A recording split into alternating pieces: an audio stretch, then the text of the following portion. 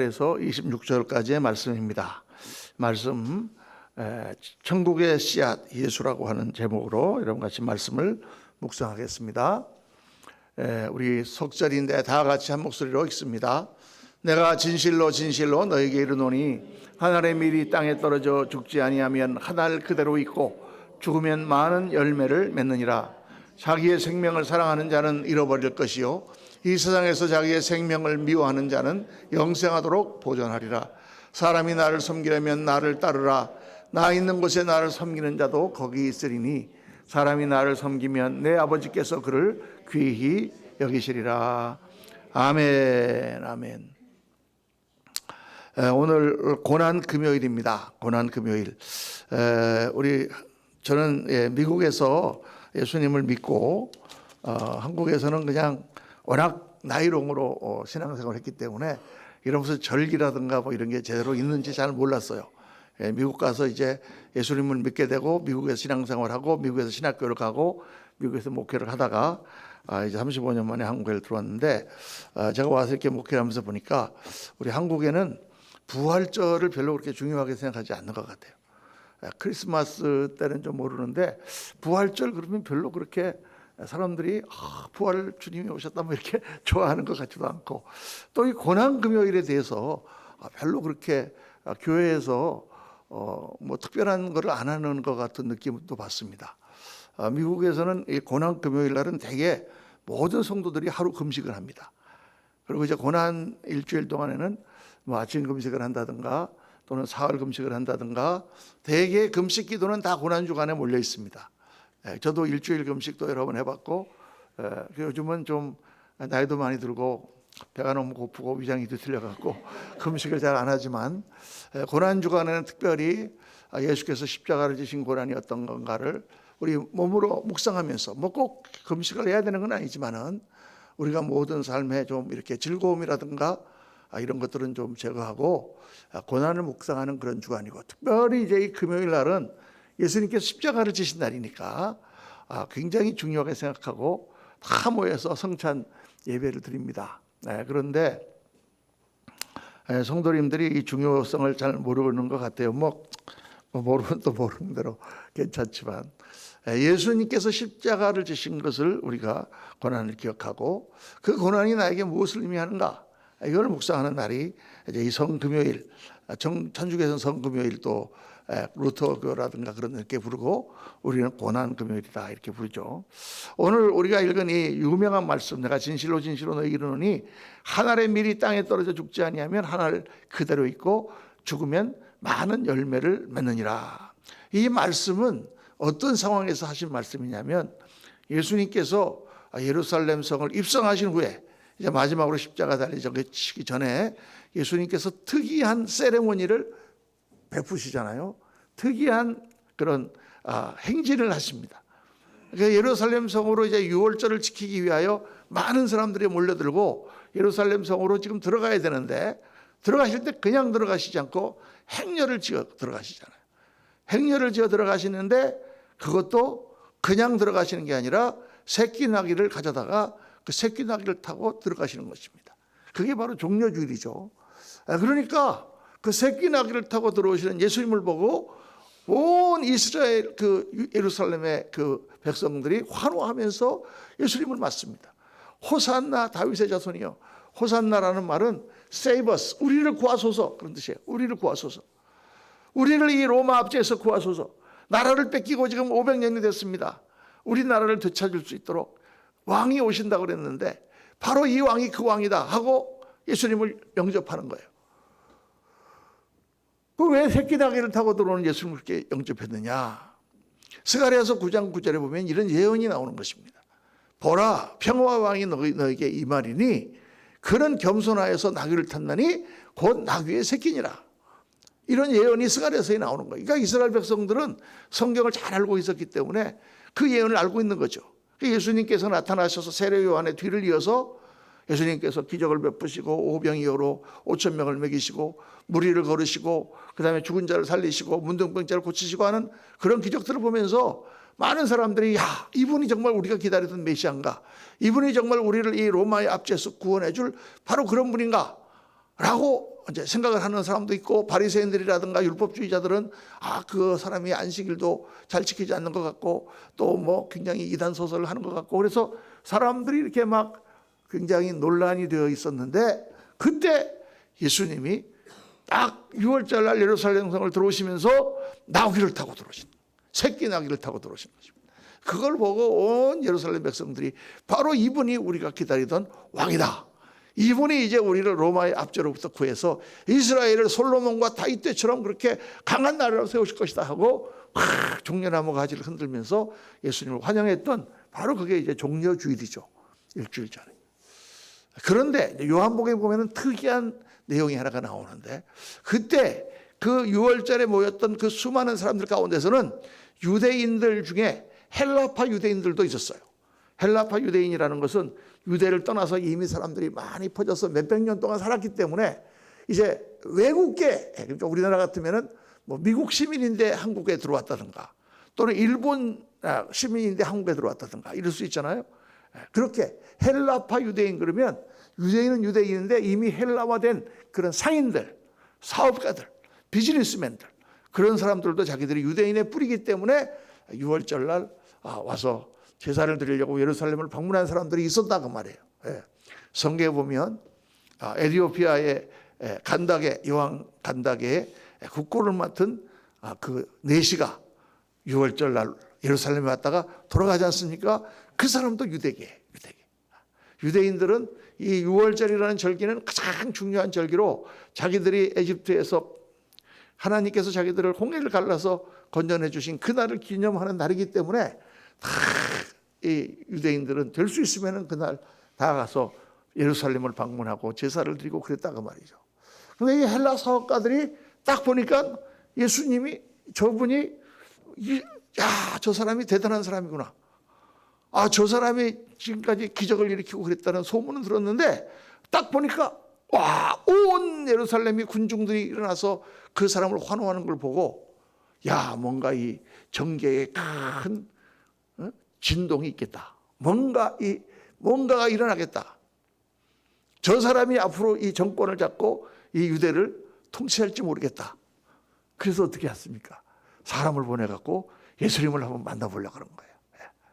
그래서 제일 그 중에서 똑똑하고 헬라화되어 있던 사람이 바로 빌립입니다. 그래서 빌립에게 싹 가가지고, 우리가 너희 선생님 좀 만나봤으면 좋겠다. 내가 보니까 너희 선생님이 앞으로 이 나라의 왕이 될지도 모르겠는데, 우리가 미리 좀 이렇게 사귀어가지고 미리 이렇게 다 이렇게 터놓으면은, 그렇잖아요. 그럴 때 탁 터놓으면 나중에 얼마나 좋겠어요.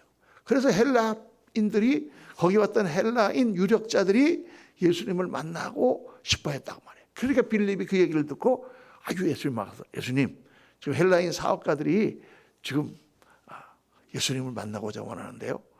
그때 예수님께서 이 말씀하신 것입니다.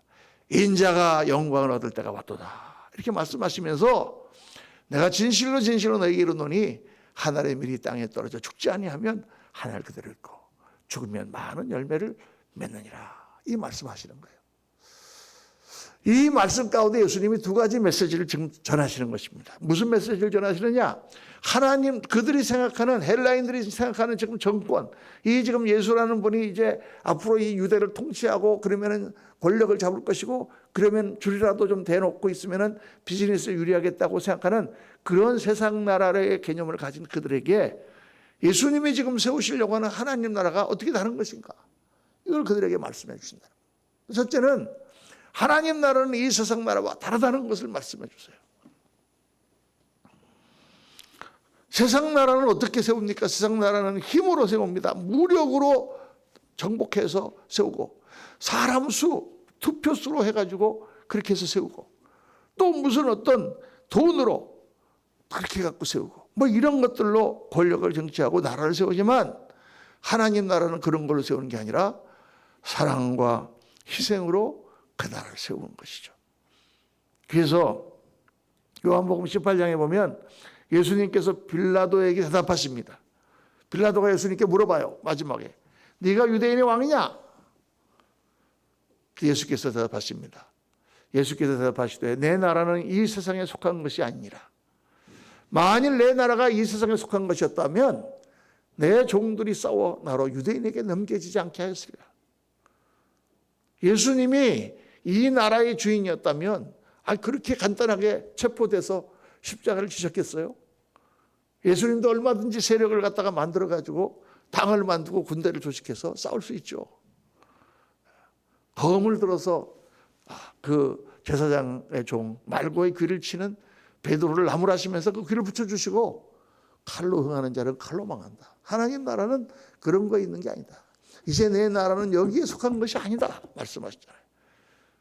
여러분, 우리가 예수님을 믿으면서 살아가는데 예수님을 믿으면서 이 땅의 나라를 우리가 정복하려고 삽니까? 영원한 하늘나라를 추구하며 삽니까? 이거부터 분명하게 해야 돼요. 우리가 만약 예수를 믿으면서 이 땅에 집착해서 이 땅의 권력, 이 땅의 힘, 이 땅의 부, 이 땅의 풍요, 이 땅의 편안함, 이 땅의 즐거움을 추구하려고 예수를 믿는다면 우리는 예수님의 제자가 아니에요. 우리는 예수님의 제자가 아니에요. 그러니까 오늘날 많은 우리 한국교회와 또 많은 세계의 교회들이 착각하는 게 바로 그겁니다. 하나님이 물론 오늘 이 시대 역사하세요.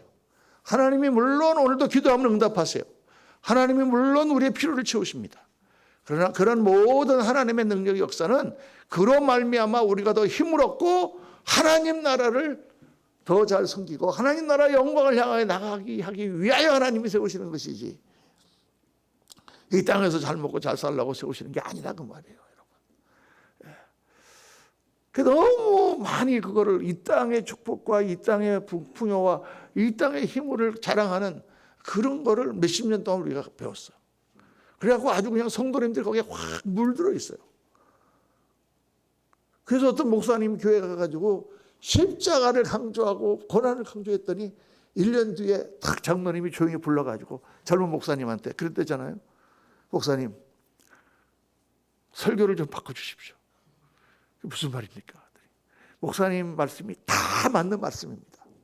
틀린 말씀 하나도 없습니다. 그런데 성도들이 자꾸 줍니다.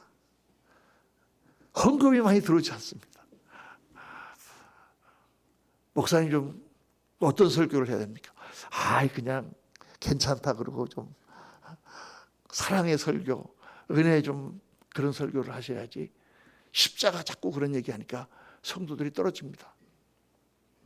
그 목사님이 알았습니다. 그리고 자기 3년 동안 또 설교를 바꿔가지고 나 그렇게 했더니 성도들도 늘고 막 그래가지고 그렇게 하다가 아무리 생각해도 자기가 이게 아닌 것 같아갖고 자기가 그 교회를 사임했다. 뭐 그런 고백을 하는 걸 유튜브 영상에 한번 냈더라고요. 나는 어느 목회자의 양심 고백, 그래서 나는 이 사람이 무슨 죄를 져갖고 그런 줄 알았더니 자기가 하나님의 말씀을 제대로 전하지 않았다. 뭐 이런 고백을 하는 걸 제가 봤습니다. 여러분, 그렇죠. 십자가를 얘기하고 교회 와서 목사님이 고난을 받아야 됩니다. 우리가 인내해야 된다. 이런 얘기하면 기분 좋아요? 그냥 괜찮습니다. 죄를 져도 괜찮습니다. 뭐 이렇게 얘기하면 할렐루야지. 그런데 예수님의 제자가 되고 예수님을 따르는 사람들은 그게 아니다 그 말이에요. 우리는 하나님 나라를 추구하는 사람들이에요. 예수님은 어떻게 하셨어요? 하늘 영광을 추구하고 그 많은 사람들을 다 인도하시기 위하여 어떻게 하셨어요? 예수님이 십자가를 지고 죽으셨어요. 하늘의 밀이 땅에 떨어져 죽지 아니하면 그 알 그대로 있고 죽으면 많은 열매를 맺는다 그 말이에요. 두 번째, 예수님이 이 일을 통해서 뭘 말씀하시느냐? 하나님 나라는 씨의 역사로 세워진다. 씨의 역사. 여러분, 하나님 나라가 금방 팍 세워지면 얼마나 좋겠습니까? 하나님께서 예수 그리스도가 이 땅에 와서 십자가를 지셨는데 그냥 확 전도해가지고 모든 사람을 다 그냥 구원해버리고 예수 안 믿는 사람은 다 목을 댕강댕강 잘라버리고 막 그렇게 해갖고 그냥 하면 금방 예수 안 믿어 무서워서 막 목 잘릴까봐 막 예수 믿고 막 그렇게 해갖고 그냥 하나님께서 역사를 해버리시지. 왜 지금 2000년이 됐는데도 기독교인은 늘었다 줄었다 늘었다 줄었다 그러고 아직도 저 이슬람권, 라마 불교권, 저 공산권, 북한 땅은 아직도 복음이 전파되지 않고 왜 이러고 있냐고 말이죠. 그건 여러분, 하나님의 뜻이, 하나님이 하나님 나라를 이루시는 그 하나님의 작정하신 뜻이 뭐냐 하면 씨의 역사이기 때문에 그래. 씨의 역사.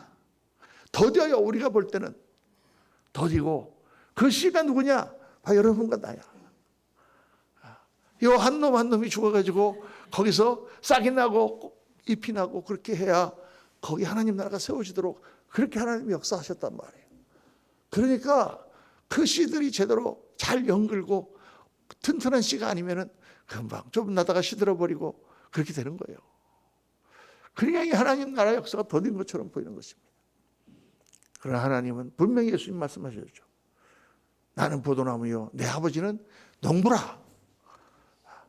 예수님은 포도나무요 우리는 가지라. 겨자씨의 비유를 말씀하셨어요.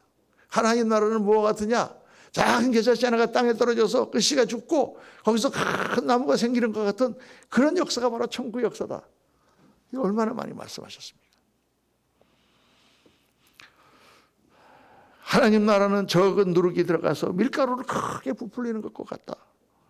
그래서 주님의 말씀의 결론은 뭐냐? 씨가 되는 삶을 살라는 거예요, 여러분. 한번 따라 합시다. 씨가 되는 삶을 살자. 씨가 되는 삶. 할렐루야. 씨가 되는 삶이라는 건 뭐냐? 이게 참 오늘 설교가 어려운 설교입니다만은 여러분 예수 믿는 사람은요 씨앗으로 살아야 돼요. 씨앗은 자기가 영광 받는 게 아닙니다. 고무나무가 딱 자랐는데 고무나무를 보면서 저 고무나무 씨앗이 얼마나 훌륭한 씨앗이냐. 그게 땅속에서 죽어가지고 깨짐으로 이 나무가 이렇게 말하는 사람 아무도 없습니다. 아무도 알아두지도 않아. 근데 우리가 찬송하잖아요. 악을 골짝 빈들에도 복음 들고 가오리다. 그 다음에 뭐지? 멸시천대 십자가는 내 가지고 가오리다. 빛도 없이 이름도 없이 빛도 없이 주반성 길이야. 그게 우리가 고백한. 여러분 씨라는 것은 빛도 없이 이름도 없이 죽는 거예요. 거기서 죽는 거야. 그러나 그로 말미암아 놀라운 나무가 일어나고 열매가 맺히고 큰 일들이 일어나는 게 바로 씨앗이란 말이죠. 그러니까 예수님께서 지금 십자가에 달리시기 전에 헬라인들이 사업가들이 와서 조금 예수님하고 좀 같이 한번 해봅시다 하고 얘기할 때 다 예수님께서 이 말씀하시는 거예요. 이제 내가 영광을 얻을 때가 왔다. 바로 한 알의 밀알이 땅에 떨어져 죽지 아니하면 그걸 그대로 있고 죽으면 많은 열매를 맺느니라. 그 말씀하는 거예요. 여러분 어떻게 되는 게 씨가 되는 삶인가? 어떻게 사는 게 씨가 되는 삶인가? 목사님 그러면 뭐 우리가 어디 가서 순교라도 해야 된다는 말입니까? 이렇게 말할지 모르지만 우리의 삶의 터전에서 내가 일하는 나의 사업장, 나의 직장, 또 나의 학교, 또 나의 가정, 예수 믿는 사람의 삶의 자세가 어떠해야 되는가? 씨가 되는 삶은 이 세 가지 자세를 꼭 갖고 살아야 돼요. 세 가지 자세를 항상. 첫째는 순종의 삶입니다. 순종의 삶. 오늘 보면은 예수님께서 말씀하시잖아요. 순종이라는 건 뭐냐? 예수님과 함께 죽는 거예요. 죽는 거. 죽는 게 순종이야. 나는 죽고. 왜? 내가 하나님의 말씀을 내 마음에 꼭 맞는 말씀을 주셔요. 그러면 아멘 하고 순종합니다. 그리고 뭐 어려워요. 하나님께서 다 짜장면을 한 그릇 갖다 주시고 이것을 먹어라 그러면 할렐루야 하고 우리는 맛있게 먹잖아요. 그렇죠? 그런 거는 순종이 아니에요. 그런데 맛있는 걸 갖다 주고 이것을 먹지 마라 그러면은 그때부터 막 갈등이 생기는 거야. 먹고 싶은데. 그렇죠? 내 뜻과 하나님 뜻이 어긋날 때 그때 이 순종의 문제가 생기는데 그때 예수 믿는 사람은 내 뜻을 죽이고 하나님 뜻을 따라가는 사람이에요.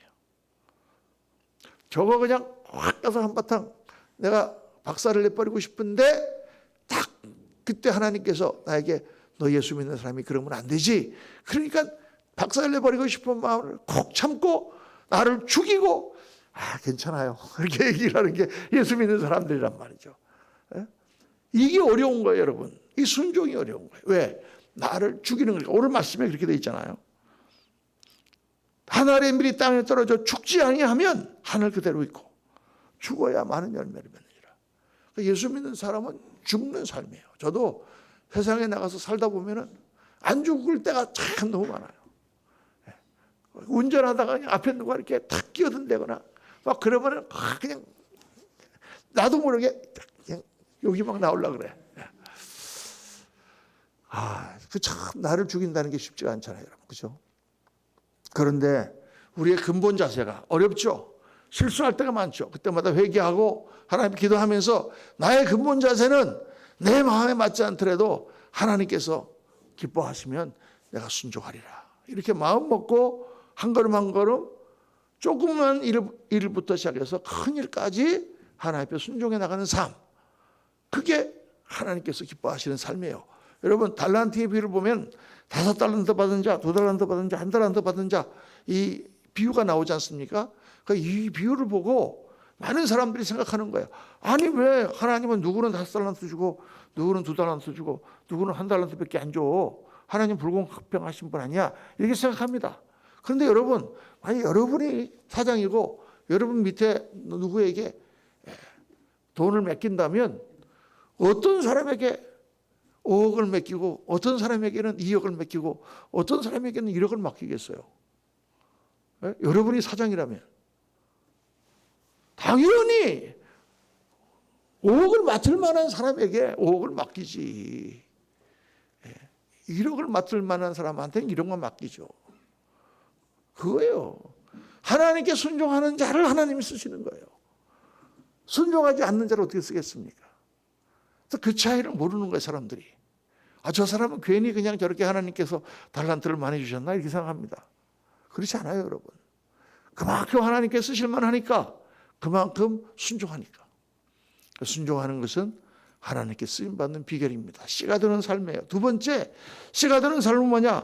헌신의 삶입니다. 오늘 말씀에 보면 사람이 나를 섬기려면 나를 따르라.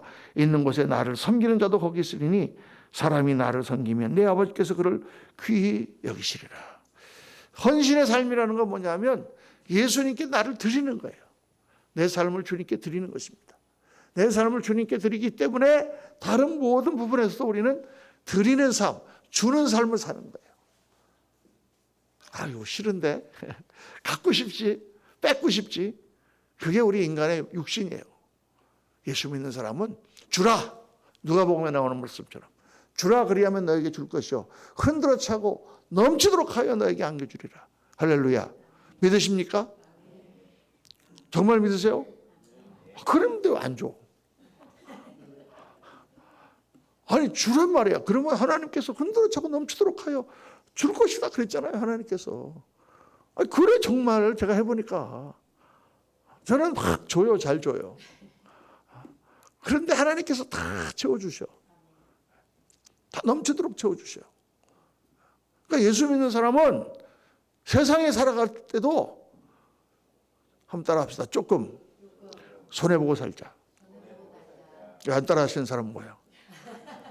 손해보기 싫어? 조금 손해봐도 괜찮아요. 왜냐? 가만 앉아 있어. 시우, 가만 앉아 있어. 왔다 갔다 하지 말고. 다 커가지고. 예수 믿는 사람은요, 조금 손해봐도, 주님께서 가져가시는 걸로 칩니다 하고, 그냥 손해보세요. 그러면 누가 채워주셔? 주님께서 채워주셔. 내가 알지도 못하는 것에서 돈이 생기고, 내가 알지도 못하는 것을 사람들이 나한테 주고 그렇게 합니다. 그런 걸 체험하면서 사는 게 예수 믿는 삶이지. 그저 세상에서 계산하는 것처럼 요거 벌어갖고 요거 따지고 요거 따져갖고 요거 악착같이 해가지고 싸워가지고 뺏어갖고 그거 먹고 사는 게 우리 예수 믿는 사람이 아니다 그 말이에요. 그러니까 예수 믿는 사람은 늘 넉넉하고 늘 풍성하고 늘 주면서 사는 거예요. 세상에서 조금 손해봐도 괜찮아. 그거 가지고 너무 그러지 마세요. 그러니까 예수님의 십자가를 생각한 사람들은 넓은 마음으로 편하게 사는 것입니다. 자, 세 번째는 뭐냐? 씨앗이 되는 삶은 인내하는 삶이에요. 인내하는 삶. 씨앗이 금방 들어가자마자 다 납니까? 씨를 심어놓고 씨가 안 나는 이유가 뭐예요? 자꾸 파보니까. 묻었다가 이거 왜 안 나지? 그 다음날 또 파보고 아주 그대로 있네. 도로 또 묻고. 그러면 절대 안 납니다. 그거를 묻어놓고 그저 하루가 지나고 이틀이 지나고 사흘이 지나고.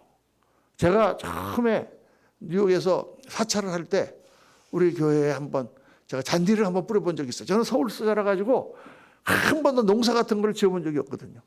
그런데 그때 하도 그냥 사람들이 그거하고 싸워가지고 잔디밭을 만들어야 되는데 자갈밭을 만들어야 되는데 싸워가지고 제가 하루는 그냥 뿔따구 가나서 저기 그 식물원 거기 가갖고 한 포대를 사갖고 왔어. 그래서 어떻게 하면 되냐 그랬더니 그냥 땅에다 뿌리고 밟아놓으래. 밟아놓고 그냥 물만 주래요.